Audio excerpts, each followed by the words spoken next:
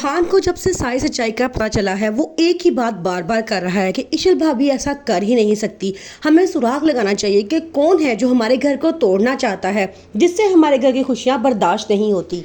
अनाया आयज़ा के कुछ बताए बगैर सब कुछ जान जाती है और कहती है कि मुझे पता है आप ही है, सब कुछ आप ही करने वाली हैं, गलत दुआएं रखने वाली आप ही हैं। जिस पे आयज़ा उसे डांट के चुप करवा देती है, लेकिन उसकी मामा उसे बहुत समझाती हैं और कहती हैं कि आयज़ा ऐसा मत करो।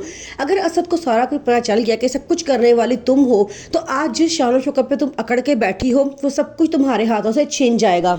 लेकिन आयज़ा अभी इक़्तिदार के नशे में, उसे कोई बात समझ नहीं आ रही। वो कहती है कि मैं जैसा कर रही हूँ बिल्कुल ठीक कर रही हूँ, क्योंकि इशल ने मुझे चैलेंज करने की कोशिश की थी और मैंने उसे चैलेंज का बदला ले लिया है। आशिर के चले जाने से घर में सब बहुत परेशान है।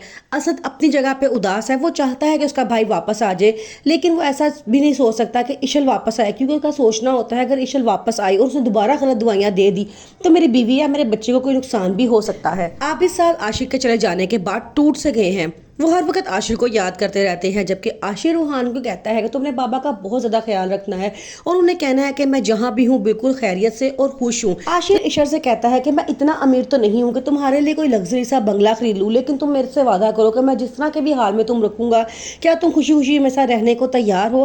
वो आगे से कहती है कि मैं तुम्हारे साथ बहुत खुश हूँ, तुम मुझे जहाँ मर्जी ले चलो, मैं तुम्हारे साथ खुशी खुशी रह लूँगी। अब दूसरी तरफ आयज़ा चाहती है कि पूरी तरह का इशल का पता इस घर से साफ हो जाए। वो असद से साफ कहती है कि इशल के पापा से आपने जो भी कॉन्ट्रैक्ट किया है उसे ख़त्म कर दें और उनको इस बात का वाज़ेह सबूत दें कि आप उनसे बहुत ज़्यादा नाराज़ हैं।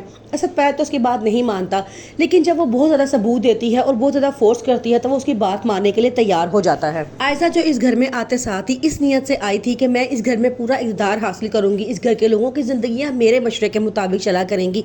जब उसने देखा कि इशल ऐसी लड़की नहीं है जो उसके काबू में आए तो उसने उस पर उल्टा इल्ज़ाम लगा के उसे इस घर से निकाल दिया।